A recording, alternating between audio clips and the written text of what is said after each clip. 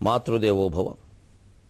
పదములు పంచదారలయి పాదము పాదములందు దోపగా నదములు పొంగి పొర్లునటు నా కవితాచరి నింపి పెంపగా ఎదపయితోచు భావములకే దయపయదజేసి గప్పగా ఎదపయితోచు భావములకే దయపయదజేసి గప్పగా పదములనంటి వేడెదను భారతి ఆరతులిచ్చి గీరతిన్ పదములనంటి వేడెదను భారతిని ఆరతులిచ్చి గీరతిన్. ఏబిఎన్ ఆంధ్రజ్యోతి ప్రేక్షక మహాశయులందరికీ నవజీవన వేదం అనే కార్యక్రమంలో 416వ భాగానికి స్వాగతం పలుకుతున్నాం. రాక్షస స్త్రీల మాటలు విని విని విని విసిగిపోయింది. నేను ఎక్కడికి వస్తే అక్కడికి దెబ్బ చేసిపోతానా? పోన్లే, నేనే దెబ్బైపోతాను మీ గురించి. కామం ఖాదతమాం సర్వ నకరిష్యామి ఓ వచః. ఎంత స్థైర్యం, ఎంత ధైర్యం ఉంటే ఈ మాట అంటారో గమనించండి. ఇవాళ ఏకపత్ని వ్రతం, పాతివ్రత్యం రెండూ లోకువైపోయినాయి. రెండు ఏవో తిట్టు పదాల కింద మిగిలాయి. ఏకపత్ని వ్రతులు అంటే వాడో చేతకాని వాడు. ఇక పాతివ్రత్యం సరే, అదో దెబ్బరొట్టె పదార్థం. అసలు ఆ మాట మాట్లాడడానికి వీళ్ళ, అదో రాజ్యాంగ వ్యతిరేకమైన పదంలో చూస్తున్నారు.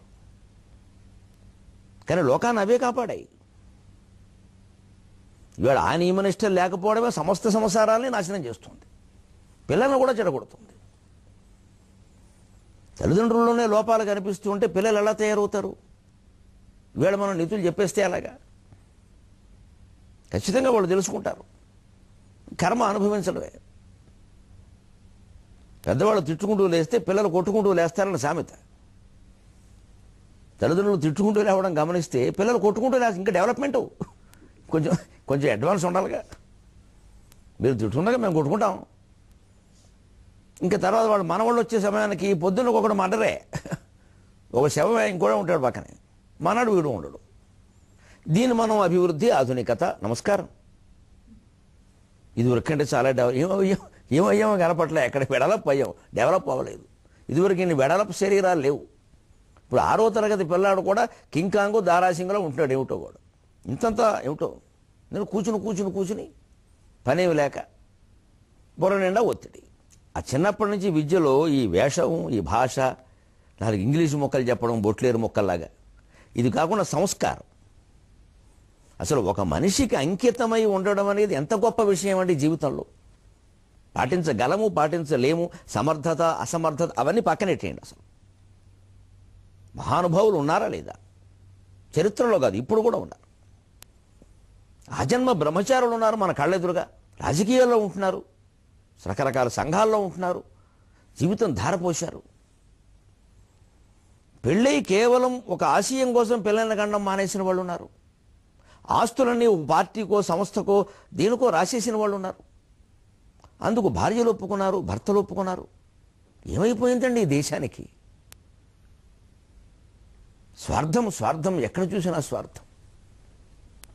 దానికి ముందు ఈ మాట, కామం ఖాదతన సర్వ మాం సర్వ. తినేయండి, మీ ఇష్టం వచ్చాడు తినండి. ముక్కలు చేసుకు తింటారా? పులుసులో వేసుకుంటారా? ఎందుకంటోంది ఈ మాట అంటే, వాల్మీకి రామాయణం ప్రకారం ఒక రాక్షసి దానికి ఏ భాగం కావాలో అడిగింది. మెడ దగ్గర చాలా బాగుంటుంది మాంసం, అది నేను తింటా, ఇప్పుడే వాట. అయ్యి బాబోయ్, చేత బతుకుండగానే. అసలు ఒక మనిషి బతుకుండగా ఆ మనిషి ఎదురుగా మనుషులో రాక్షసులో ఎవరైనా నిలబడి మెడ దగ్గర మాంసం నేను తింటా, జబ్బ మీద నేను నంచుకుంటా, మజ్జిగలో కట్టి పెట్టాలి దాన్ని. ఎంత ఘోరంగా ఉంటాయి నీ మాటలు. మన ఎదురుగా మాడుతుంటే అమ్మవారు కాబట్టి తట్టుకుంది, విని మనమే తట్టుకోలేకపోతున్నాం. నవ్వు ద్వారా తట్టుకుంటున్నాం. ఇంకా ఇక్కడ బీభత్సం హాస్యరసంగా మారుతుందని ఓ శాస్త్రం ఉంది. అలంకార శాస్త్రంలో ఓ మాట ఉంటుందో చోట, బీభత్సం హాస్యరసం అవుతుందట. ఇదే మరి. ఇవేంటి వినదావిడ ఈ మాటలు మనం వినగలవా? మనం చెట్టు కట్టేసి ఓ 4 వచ్చి శుభ్రంగా కత్తులు ఇలాగా మంచి నూరుకుంటూ, ముందే ఇది కోద్దాం మేడా తోడ, ఎలా కోద్దాం, ఈ లోపు చచ్చిపోడవాడు. ఇవన్నీ వింటుంటే ఏమైనా సైన్స్ ప్రాక్టికల్లా? అవన్నీ విందండి ఆవిడ, అయినా తట్టుకుంది. చిన్న కష్టానికి బెదిరిపోయి ఆత్మహత్య చేసుకునేవాళ్ళు, పారిపోయేవాళ్ళు ఆలోచించాల్సిన విషయం అండి. సుందరకాండ చదివితే జీవితం చక్కపడుతుందని ఎందుకన్నారంటే, ఎందుకమ్మా శ్లోకం చదివి మూసేయగానే అద్భుతాలు జరుగుతాయని కాదు. అక్కడ ఆ శ్లోకంలో ఆ శవర్ణం తీసేయడం లోకం. లోకం అంతా శ్లోకంలో ఉంది. శ్లోకజ్ఞానం ఉంటే లోకజ్ఞానం ఉంటుంది. లోకజ్ఞానం శ్లోకజ్ఞానం ఎంతున్నా లోకజ్ఞానం అవసరం, లోకజ్ఞానం ఎంతున్నా శ్లోకజ్ఞానం అవసరం. ఎన్ని లోకాలు చూస్తాం మనం, ఎన్ని చూడగలం, ఎన్ని తిరగలం. అదే ఓ పుస్తకం చదివితే బోల్డ్ విషయాలు తెలుస్తాయి. కేవలం పుస్తకాలు చదువుకుతూ కూర్చుంటే అనుభవం ఉండదు, అప్పుడు లోకజ్ఞానం. లోకానికి శ్లోకానికి తేడా ఏం లేదు. లోకాన్ని పవిత్రం చేసేది శ్లోకం. అందువల్ల వాల్మీకి నుంచి శోక శ్లోకత్వం ఆగత. అందుకని కామం ఖాదతన సర్వం మాం సర్వ. తినండి, మీ ఇష్టం. కామం అంటే ఇక్కడ ఏమిటి? కోరిక, స్వేచ్ఛగా మీ ఇష్టం, యథాకామం కోసుకోండి, నంచుకోండి. చెబుతున్నారుగా కబుర్లన్నీ, మెడ మాంసం ఇంకో మాంసం తీసుకోండి, పోతే పోయింది. కానీ నా కరిష్యామి ఓ వచ్చాక మీ మాట మాత్రం నేను విన్నాం. నమస్కారం అండి తల్లికి. నిజంగా ఏమి ధైర్యం, ఏమి స్థైర్యం. అవినీతి విషయంలో, లంచగొండుతనం విషయంలో, సత్యవ్రతం విషయంలో ఎవరికైనా ఇంత వ్రతం ఉంటే ఎంత బాగుండు. వాళ్ళ కాళ్ళ మీద పడిపోయే వాళ్ళమే. వీళ్ళ అసత్యాలను సమర్థించేవాళ్ళు, అవినీతిని సమర్థించేవాడు, అవినీతి చాలా మామూలే అనేవాళ్ళు తయారైపోయారే. చాలా మామూలే. చాలా మామూలైతే మనం దేనికి? మన కింద పనిచేసేవాళ్ళు బాధ్యతలు చేయట్లేదని మనమే చెబుతున్నాం. మరి మనం ఏం చేయిస్తున్నట్టు? మన దేశాన్ని గురించే మనం నవ్వుకుంటున్నాం, వ్యాఖ్యానాలు చేసుకుంటూ. ఈ దేశంలో ఇంతేనండి, ఇంతే. మరి మనం ఉన్నాం కాబట్టి ఇంతే. కానీ విచిత్రం, ఇదే మనుషులు ఇతర దేశాల్లో కూడా చక్కగా పనిచేస్తున్నారు. అంటే ఆ చేయించే వ్యవస్థ నెత్తి మీద కత్తి పడితే కానీ ఇక్కడ ఎవడు పనిచేయడు ఈ దేశంలో. నెత్తి మీద కత్తి నృత్యమాడిన గాని పనులు జరగనట్టి అని ఎక్కడో పద్యం చెప్పాను ఒకసారి. ఇటువంటి చోట ఆ నిర్వాహకుడు అనేవాడు నెత్తి మీద కత్తే, చేస్తావా వేసేయమంటావా, అప్పుడే నడుస్తుంది. అంతేగాని దయచేసి చేయవలసిందిగా కోరుతున్నాడు వాడు, దయచేయవలసిందిగా కోరుతున్నాను అంటాడు. దయచేసి చేయవలసిందిగా కోరుతున్నాను అని యజమాని అంటే ఆ చేసి తీసేసి నువ్వు దయచేయవలసిందిగా కోరుతున్నాను వాడు పంపేస్తాడు. ఎందుకని ఆయన నియమనిష్టలేవి. ఉద్యోగంలో చేరామంటే అక్కడ ఉండాలి. 10ంటికి కార్యాలయం అంటే 9:30కే మనం అక్కడ ఉండాలి. 4ంటికి అయిపోతుంది, 4:30కి 5 వరకు ఉండాలి. ఏవో పనులు ఉంటే ఎవరు వచ్చిన వాళ్ళు ఉంటారు, వాళ్ళని పంపి వెళ్ళాలి. అబ్బే గంట వెనకాల రావడం, గంట ముందు సర్దేయడం. ఏమన్నా అంటే వారిని పికప్, వీరిని టేకప్, 2 కప్పులు వచ్చాయి ఇక్కడ. ఇద్దరికి జీతాలు సుఖంగా, వాళ్ళ సుఖభోగాలకి ఏమీ లోట్ల. ఇంట్లో పిల్లలు కూడా లేరుగా, వాళ్ళని హాస్టల్లో పారేసాం. పెద్దవాళ్ళు లేరుగా, వృద్ధాశ్రమంలో పారేసాం. టింగు రంగా, వీరెప్పుడు టింగో వారెప్పుడు రంగాయో తర్వాత తెలుస్తుంది. ఇవి మన జీవితాలు. ఈ జీవితాల్లో కామం కాదత మాం సర్వ నా కరిష్యామి ఓ వచ్చక. సంస్కృతం వల్ల కాదమ్మా, సంస్కారహీనులం అయిపోవడం వల్ల అర్థం కాదు ఈ మాట. సంస్కృతం వల్ల కాదు. ఇంత ధైర్యమా? తినేసేయండి, చంపేయండి, కానీ నేను ఇలాగే ఉంటాను. దీనోవా రాజ్యహీనోవా యో మే భర్త సమే గురువు. అమ్మా నీకు నమస్కారం, అమ్మా నీకు నమస్కారం, అమ్మా నీకు నమస్కారం. నిజంగానే నువ్వు స్నానం చేసిన చెరువులో ఈ దేశం మొత్తాన్ని ముంచేస్తే బాగుపడుతుందేమోనమ్మా, చేద్దామా పని, చేద్దాం. ఎంత మాట అన్నావు తల్లి. దీనోవా రాజ్యహీనోవా యో మే భర్త సమే గురువు నిత్యమేవానురక్తాస్మి నిత్యమేవానురక్తాస్మి యథా సూర్యం సువర్చల యథా సూర్యం సువర్చల. దీనోవా రాజ్యహీనోవా. ఇవాళ సాఫ్ట్వేర్ దంపతులందరూ గోడ మీద రాసి పెట్టుకోవలసిన మాటమ్మా. ఉద్యోగంలో తేడా వస్తే, మనిషి కాస్త ఏమైనా డీలా పడితే, భార్య కానీ భర్త కానీ, ప్రమోషన్లో తేడా వస్తే, లేకపోతే తన మాట కాదంటే, తన అభిరుచి చెల్లకపోతే తక్షణం విడాకులు. దీనోవా రాజ్యహీనోవా యో మే భర్త సమే గురువు. పరమ పవిత్రమైన భారతీయ ధర్మ సంస్కారానికి స్వాగతం, పాతివ్రత్య ధర్మానికి స్వాగతం, అనురాగమయమైన ప్రాచీన సంసార వివరణకి స్వాగతం. దీనోవా రాజ్యహీనోవా యో మే భర్త సమే గురువు తం నిత్యానురక్తాస్మి తం నిత్యమనురక్తాస్మి యథా సూర్యం సువర్చల.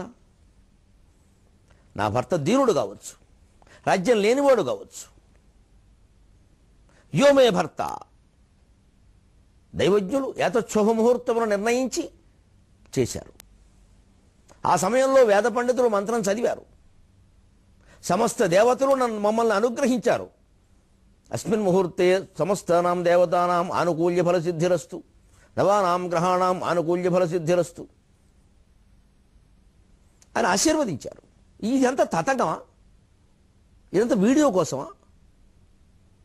లేకపోతే ఇక్కడి నుంచి ఇక్కడ వరకు తేళ్లు జరులు పాకినట్టుగా మెహందీ పెట్టుకుని ఫోటోలకు పోజులు ఇవ్వడానిక? దేనికి పెళ్ళి? ఇదంతా మొత్తం పెడాకులు చేసేస్తే మనం పోను దానికేమైనా ఖర్చు తక్కువ పెట్టామా? ₹1,00,00,000 ఖర్చు పెడుతున్నట్టు పెళ్లికి. నాకు ఆశ్చర్యంగా, అంత ఆశ్చర్యం లేదు నాకు ఇంకా. ₹1,00,00,000 ఒక పెళ్లిగా? ₹1,00,00,000 ఖర్చు పెట్టిన పెళ్లిళ్ళు 1,00,00,000 రోజులు కాదండి, 1,00,00,000 నిమిషాలు ఉండే అవకాశం ఉందా? దాంపత్యంలో దేనికి ప్రాధాన్యం ఇస్తున్నాం మనం? దీనికి ప్రాధాన్యం. దీనోవా రాజ్యహీనోవా యోమే భర్త సమే గురువు. భర్తలేనా అంతే. దీనావా ఐశ్వర్యహీనావా ఉద్యోగహీనావా సౌందర్యహీనావా యామే భార్య సామే ప్రియ. అమ్మాయికి చదువు ఉండొచ్చు, లేకపోవచ్చు, సౌందర్యం ఉండొచ్చు, లేకపోవచ్చు, ఉద్యోగం ఉండొచ్చు, లేకపోవచ్చు, ఆమె నేను చేసుకున్నా, ఆమె నాకు భార్య, అగ్నిసాక్షిగా భార్య. అగ్ని మీద ప్రమాణం చేశాం. ఆ అగ్ని తెప్పని అదే ప్రమాణం లేకుండా చేస్తే హాయిగా అన్నీ ఉండాలి. మళ్ళీ సంప్రదాయం బ్రాహ్మణులు రావాలి, మళ్ళీ కాస్ట్లీ బ్రాహ్మణులు రావాలి. కాస్ట్లీ బ్రాహ్మణులు ఉంటారు, అందులో సినిమా పురోహితులను ఉంటారు. వాళ్ళకి మాంగళ్యం తంతు అదొక్కడే వచ్చి ఇంకేం రాదు. మళ్ళీ బయటకు వచ్చి చేయించమంటే సినిమా పురోహితుడికి బయట పెళ్ళిళ్ళు వాడు చేయించలేడు, అది సినిమాకి జాతరం. వాడు చేయిస్తే ఆ పెళ్లి కూడా సినిమా పెళ్ళిలాగే ఉంటుంది. వెనక సరదాగా ఒక మాట చెబుతా. ఎన్టీ రామారావు గారు మంచి పార్టీ పెట్టి తెలుగుదేశం మంచి ప్రచారం జరుగుతున్నప్పుడు జమున కాంగ్రెస్లో చేరింది. అప్పుడు ఏదో రాజమండ్రి నుంచి ఆవిడ పోటీ చేసింది, ఏదో మొత్తం మీద ప్రచారాలు చాలా జరిగినప్పుడు సరదాకు డైలాగ్, మరి ఆవిడేందో ఎవరన్నారో కానీ వచ్చింది, నేను శ్రీకృష్ణ తులాభారంలో ఎన్టీ రామారావును కాలుతో తన్ని అందేవాడు పాత్ర. వెంటనే ఈ వర్గం వారి జవాబు ఇచ్చారు, ఆవిడ మొత్తం సినిమాలో కట్టించుకున్న మంగళసూత్రాలన్నీ నిజమేనేమో అడగనన్నారు. అంటే దెబ్బ మళ్ళీ మాట అయిపోయింది. మాకు అప్పుడు 84లో చాలా గొప్పగా చెప్పుకున్నాం ఈ విషయాన్ని పేపర్లో వస్తే. ఇప్పుడు సినిమాల్లో మరి డైలాగులు మాట్లాడేమని చూసుకోవాలి. మరి నేను తన్నాను కాదు, ఆవిడ సత్యభామ వేసింది, ఆయన కృష్ణుడు వేసాడు, తంతే తను ఉండొచ్చు. నిజంగా తంతారా? తంతే రామారావు గారు ఊరుకుంటాడా? అందులో రామారావు గారితో అమ్మో. అందుకని ఆయన అన్నాడో మరి ఆవిడందో ఎవరందో అటు నుంచి వచ్చిందో మాట, ఈయన అన్నాడో ఎవరన్నారో బాగా వేసేసారు మొత్తం అట్టు తిరగేసి. ఇది నిజమైతే అది నిజమే కదా, మరి సినిమాలో మంగళసూత్రాలు కట్టిన వాళ్ళు అందరూ ఏమవుతారో అడగమన్నాడు. దెబ్బకు మొత్తం గొడవ అయిపోయింది పెద్ద. 85లో ఇది విచిత్ర వార్త. అయినా రాజమండ్రి నుంచి జమున నెగ్గింది, అది వేరే విషయం. అప్పుడు చాలా విచిత్రంగా చెప్పుకున్నారు ఈ విషయాన్ని. అలాగే సినిమా పెళ్ళిళ్ళు అంటే నాకు అర్థం కాదు. ఒకసారి చేసుకున్నాం, అయిపోయింది, మన వల్ల తేడా రావద్దు అంటే ఇప్పుడు కూడా ఉన్నదంటూ చెబుతాం. నిజమేనండి, చాలామంది ఈ కార్యక్రమం చూస్తున్న వాళ్ళు కూడా బహుశా ఎవరైనా ఒక దౌర్భాగ్యమైన స్థితికి లోనైతే, విడాకులు అనే స్థితికి వాళ్ళు నేను బాగానే ఉన్నాను, ఆయనలో తేడా వచ్చి, నిజమేనమ్మా నీకు నా సానుభూతి, నువ్వు దేవతవి, సందేహం లేదు, నీ వల్ల తేడా రావద్దు. అలాగే భర్తలు, నేను బాగానే ఉన్నానండి, ఆవిడేదో రకరకాలుగా మనకి అదే ప్రధానంగా మాట్లాడితే నేనేం చెప్పను, డబ్బే ప్రధానం అనే ఇంకా రకరకాల ఎదురైతే కొంతమందికి ఇవాళ నన్ను మన్నించండి అమ్మా, పుట్టింటి వాళ్ళు కూడా చాలా చెడగొడుతున్నారు కొంతమందిని. చాలా కంప్లైంట్ వస్తుంది ఆ విషయం. ఆ తల్లులకి నమస్కారం పెడుతున్న భారతీయమైన తల్లులమ్మ, మీరు గ్రహించండి ఆ విషయం. పిల్ల కాపురం దెబ్బతినేలా ఒక్క మాట కూడా మనం మాట్లాడకూడదు. పిల్లల్లో అహంకారం పెరుగుతుందంటే చెప్పాలి ఖచ్చితంగా. నీకేంటే వచ్చేయి అన్న మాట తల్లి నోట తండ్రి నోట కంటే తల్లి నోట ఎక్కువ వస్తుందని నేను వింటున్నా. మన పొరపాటు అయితే ఇంతకంటే అదృష్టవంతుడు లేడు. ఒకవేళ ఇది పొరపాటు అయితే నాకంటే అదృష్టవంతుడు లేడు. ఆ మాట నేను విన్నాను కాబట్టి చెబుతున్నాను. చాలా చోట్ల తల్లు రెచ్చగొడుతున్నారు ఆడపిల్లల్ని. ఆ మాట విన్నాను, నేను చాలా చోట్ల విన్నాను. అది ఏమాత్రం సంప్రదాయం కాదు, ఏమాత్రం పద్ధతి కాదు. మనం అంతా పూర్వ పద్ధతుల్లో బతుకుతూ వచ్చిన వాళ్ళం. పిల్లల కాపురాలు నిలబడాలని కోరుకోవాలి. పెళ్ళి అయినందుకు సంతోషించే వాళ్ళకంటే అయిపోయిందండి, సెటిల్మెంట్ అయిపోయింది, వేట కూడా ఏదో శుభవార్తకి ముందు పార్టీలు కూడా ఇస్తారు. ఇంకా శుభవార్తకని చెబుతారండి, దాన్ని చాలా బాధపడుతూ చెప్పాలి. ఆనందంగా చెబుతున్నారు, చాలా చోట్ల విన్నాను. అయిపోయిందండి సెటిల్మెంట్, విడగొట్టేసాం, బా అందరిని పిలిచి సంతర్పణ చేయి. దీన్ని మా విడాకుల కంటే విడాకులకు ఆనందిస్తున్నాం, ఇదేమి జాతండి? దీనోవా రాజ్యహీనోవా యోమే భర్త సమే గురు. రాముడు దీనుడు కావచ్చు, రాజ్య భ్రష్టుడే కావచ్చు, నాకు భర్త అంతే. వశిష్ఠాది మహర్షులు నిర్ణయించారు, విశ్వామిత్రుడు నిర్ణయించాడు, శివధనుర్భంగంలో గెలిచి నిర్ణయం చేసుకున్నాడు. నా తండ్రి చేసిన వాగ్దానం ప్రకారం నేను ఆయన చేసుకున్నాను. అతనికి అంకితమేముండవు, నా ధర్మం. ఆయన నాకు అన్యాయం చేశాను, నేను ఆయనకు అన్యాయం చేయను. ఇది సీత దృష్టి. ఇది భారతీయ సంసారాలు కాదు, యావత్ ప్రపంచాన్ని నిలబెట్టేటువంటి భూమి ఆకర్షక శక్తి. ఇది భూజాత ఆకర్షక శక్తి, అదే భూమి ఆకర్షక శక్తి. భూమి నుంచి పుట్టింది కదా సీత, భూమి నుంచి పుట్టిందే ఆకర్షక శక్తి. ఇదే సీతాదేవి ఆకర్షక శక్తి. ఇది మనకు ఆకర్షక శక్తి కావాలి. ఈ దేశంలో కర్షక శక్తి కూడా అటువంటిది. అంతగా భూమికి అంకితమే ఉన్నారు ఆ మహానుభావులు. బతికే మార్గం లేక చచ్చిపోతున్నారు. ఇంకో వృత్తి వాళ్ళు చేయలేరు. వాళ్ళకి తేలిగ్గా మనం చెప్పొచ్చు, అది ఇంకో వృత్తి వ్యవసాయం బాగోలేనప్పుడు ఏదో ఏం చేసుకుంటారండి. రాజకీయాలు కాదు 100 రకాలు చేయడానికి, ఈ పార్టీ కాకపోతే ఆ పార్టీ అనడానికి. రైతులకు నీతి ఉంది. రాజకీయవాదులాగా పార్టీలు మార్చలేరు వాళ్ళు, వృత్తులు మార్చలేరు వాళ్ళు. వాళ్ళ వృత్తిని ఉద్ధరించవలసిందే. ఈ సమస్త వృత్తులు వాళ్ళని తీసుకెళ్ళి రైతుల కాళ్ళ దగ్గర పడేయవలసిందే. మీ వల్ల వ్యవసాయం పాడైందిరా అని. రైతు పండించిన టమోటాల మీద లెక్కలు కట్టేవాడికి, దళారీ వ్యాపారం చేసేవాడికి, ఇక్కడి నుంచి అక్కడికి తిప్పేవాడికి లక్షలు ఇస్తున్నాం. మనం రైతుకేమి ఇస్తున్నాం? పురుగు మందులు డబ్బా ఇస్తాం, తాగి చావు అయ్యా అని. జాతి మొత్తం సిగ్గుపడిపోవలసిన వ్యవహారాలు కాదండి. రైతులు చచ్చిపోతున్నారండి. ఏదో మామూలుగా టీలో నంచుకునే వార్తల్లో చెప్పుకుంటున్నాం వాటిని. ఇతర వృత్తుల వాళ్ళందరూ సిగ్గుపడిపోవాలి, రైతులు చచ్చిపోతున్నారు. అన్నిటికీ మూలం, జాతికి మూల వృత్తి వ్యవసాయము. దానిని లక్ష్య పెట్టారు. వ్యవసాయమే లేకపోతే భూమి నుంచి ఏమి పంటకపోతే నీ సాఫ్ట్వేర్లు, హార్డ్వేర్లు, ఇంజనీరింగ్లు, మెడిసిన్లు ఎవరికి కావాలి? ఏమైనా తిని రోగం వస్తే కదా వైద్యం చేసేది. తినడానికే ఏం లేకపోతే రోగం ఎందుకు వస్తుందయ్యా? అప్పుడు వైద్యం ఏం బతుకుతుంది? అన్నిటికీ మూలం వ్యవసాయం అండి. వాళ్ళు చనిపోతున్నారంటే కన్నతల్లి చనిపోతున్నట్టు కాదా? మనకు అదే పట్టదులండి, అది వేరే విషయం. జాతి అంతా డెవలప్ అయిపోయింది కదా. తల్లి మరణాన్ని కూడా పట్టించుకోనంత ఉద్ధరింపబడింది. డెవలప్ ఒక ఇంగ్లీష్ మాట ఒకటి పట్టుకున్నాం మనం. ప్రాణాలు పోతుంటే ఇంట్లో డెవలపరు. కొన్ని జిల్లాలే ఊడ్చిపెట్టుకుపోయి కేరళలో కొచ్చిన్కి, బీహార్కి, బొంబాయికి వలసలు వెళ్ళిపోతూ ఉంటారు. అవి ఎవరికీ అక్కడ నాయకులకు పట్టవు. ఉత్సవాలు, నవరాత్రులు, వైభవాలు, ప్రవచనాలు, ప్రసంగాలు, బ్రహ్మాండం ఇవన్నీ ఆపేసి ముందు ఆ వలసకి వెళ్ళిపోయే కూలీలను కాపాడాలి. అనంతపురం జిల్లాలో బాత్రూమ్కి వెళ్ళాలంటే 30 రూపాయలు ఇచ్చి బతుకుతున్నారు అక్కడ అనంతపురంలో కూలీలు. కొచ్చిన్ వెళ్ళి ఏం కర్మ వచ్చిందండి ఈ దేశంలో వాళ్ళకి, ఈ రాష్ట్రంలో వాళ్ళకి? మన ఉత్సవాలు, మన వైభవాలు, మన ప్రవచనాలు, మన ప్రసంగాలు, మన పూజలు, మన అభిషేకాలు, మన లక్షపత్రులు, మనం ఏమీ ఆపక్కల్లా. వాళ్ళు గొడవ మనకి ఎందుకు? పోతారు. ఏ విలువలు లేనటువంటి ప్రపంచానికి సుందరకాండ గొప్ప విలువలను అందిస్తుంది. భర్త ఏ స్థితిలో ఉన్నా నాకు ఆయన భర్తే. ఈ దేశం ఏ స్థితిలో ఉన్నా ఇది మన దేశమే. దీన్ని మనం వదలడానికి వీల్లేదు. దీనోవా రాజ్యహీనోవా యో మే భర్త సమే గురు తం నిత్యమనురక్తాస్మి సూర్యం యథా సూర్యం సువర్చల. అతని మీద నాకు నిత్యానురక్తి, నిత్యానపాయిని. అందుకని ఇది ఉండవలసిన ప్రేమ. డబ్బును బట్టు, ఉద్యోగాలను బట్టు, ఒడ్డు పొడుగులను బట్టు, అభిప్రాయాలను బట్టు, అందాలను బట్టు కాదు. ఏమైనా సరే చేసుకున్నాం, కట్టుకుని ఉండాల్సిందే. జీవితం పోతే పోనాయి. ఒక భర్తతో, ఒక భార్యతో జీవితం గడపడం అనేది అదృష్టం. అంతకంటే జీవితంలో మనం పొందవలసింది ఏం లేదు. అక్కడ ఎన్ని అభిప్రాయ భేదాలైనా ఉండాలి, అవే సర్దుకుంటాయి. అసలు అది ఒక నియమంగా ఉండాలి, ఒక అసిధార వ్రతంగా ఉండాలి ఈ జాతికి. అప్పుడు జాతి బాగుపడుతుంది, అప్పుడు పిల్లలు బాగుంటారు, వాళ్ళు అదే నేర్చుకుంటారు. యథా సూర్యం సువర్చల ప్రత్యేకంగా చెప్పుకోవాలి. సూర్యుడిని ఎప్పుడూ విడిచిపెట్టాను సువర్చలలాగా.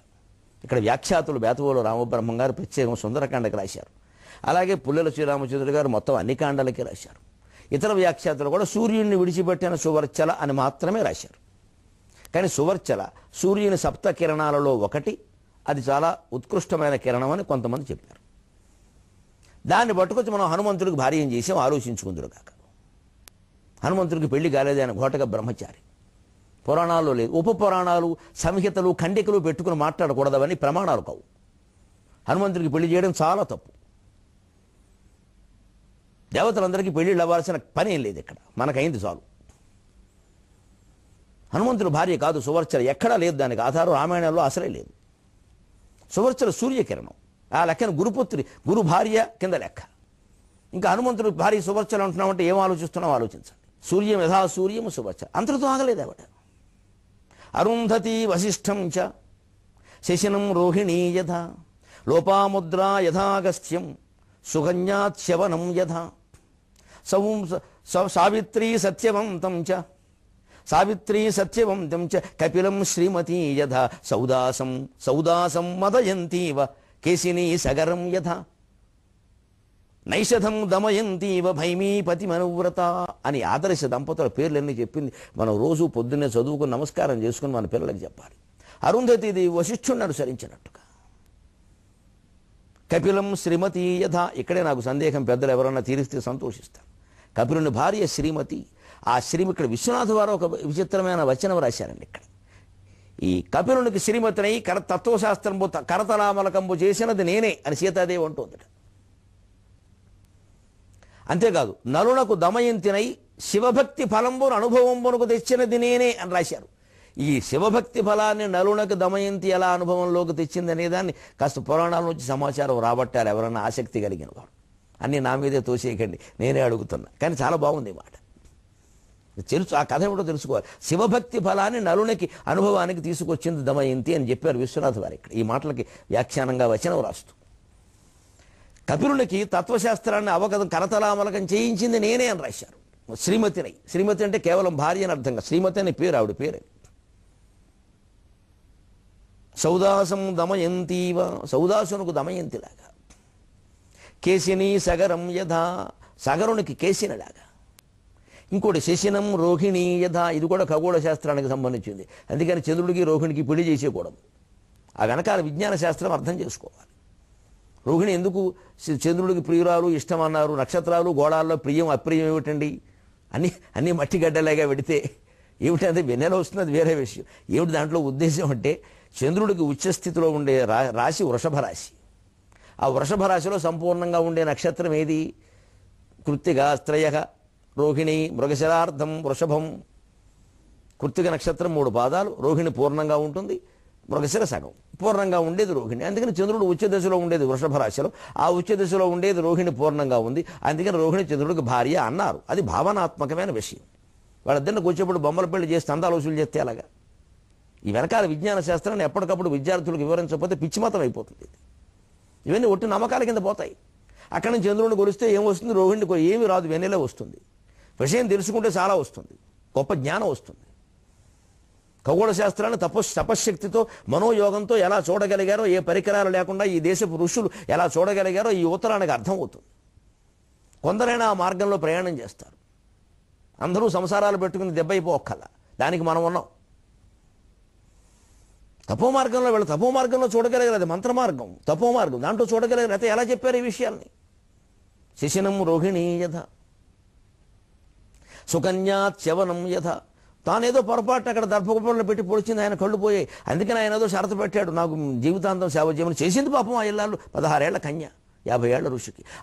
ఆయన అనుగ్రహం వల్ల ఆయన మళ్ళీ 16 ఏళ్ల పిల్లాడి కింద మారాడు. భర్త సేవలో ఉండే గొప్పతనం అది, భార్యను ప్రేమించడంలో ఉండే గొప్పతనం అది. ఇద్దరు ఒకరికొకరు అనుబంధంతో ఉంటే ఇద్దరిలో ఎవరికి ఏ లోపాలు ఉన్నాయో అవన్నీ భగవంతుడు సరిచేస్తారండి. అన్నిటికీ అమ్మవారు ఉంది. అంతేగాని లోపం ఉందని చెప్పి విడిచిపెట్టేస్తామా? చేసుకున్నది ఎందుకు? అగ్ని చుట్టూ ప్రదక్షిణం చేసింది ఎందుకు? మాటిమాటికి బుద్ధి మారిపోతే దాంపత్యం ఎలా అవుతుంది?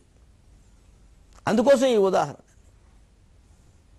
అరుంధతి వశిష్ఠం చ శిశనం రోహిణీ యథ లోపాముద్రా యథాగస్త్యం. తనకి కావలసినటువంటి కన్య ఈ భూమండలం మీద లేదని తెలుసుకుని, పితృదేవతల రుణం తీర్చుకుందుకు వివాహం తప్పదని తెలుసుకుని ఒక రాజు దగ్గరికి వెళ్ళి ఆ రాజుకు సంతానం కలగడానికి అగస్త్యుడే ఒక ఔషధాన్ని ఇచ్చి అక్కడ సంతానం కలిగిన తర్వాత ఆ అమ్మాయి యుక్త వయస్కురాలు అయిన తర్వాత పెళ్లి చేసుకున్నాడు. తర్వాత మళ్ళీ ఆయనకి సంతానం కలిగింది, లోటేం కలగల.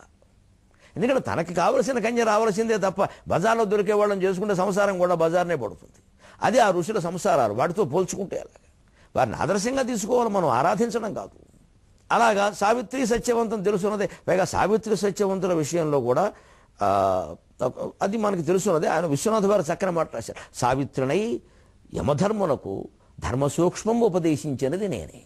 దమయంతినై నలునకు శివభక్తి ఫలంబు అనుభవంబునకు తెచ్చినది నేనే. శ్రీమతినై కపిలునకు తత్వశాస్త్రంబు కరతలామలకంబు గావించినది నేనే. ఇంతవరకు కపిలుడు తల్లికి ఉపదేశం చేశాడనే తప్ప ఆయన భార్య వల్ల ఆయనకి తత్వశాస్త్రం కరతలామలకమైందనే మాట ప్రసిద్ధంగా లేదు. కానీ విశ్వనాథ వారు రామాయణంలో చెప్పారు. ఊరికే చెప్పరుగా మహానుభావులు. దాని మీద మనం ఇంకా పురాణాలు అవి చదివి పరిశోధన చేసి విషయాలు వెలికి తీయాలి. అప్పుడు శ్రీ మహావిష్ణువు కపిలుడుగా పుట్టడంతో లక్ష్మీదేవి కూడా శ్రీమతి. ఎందుకంటే నేనే ఎందుకుంటుంది ఆవిడ? మరి కపిలుడు శ్రీ మహావిష్ణువు అయినప్పుడు ఆయన భార్య శ్రీమతి లక్ష్మీదేవి అవుతుందిగా. ఆ లక్ష్మీదేవిగా ఈ సీతాదేవి.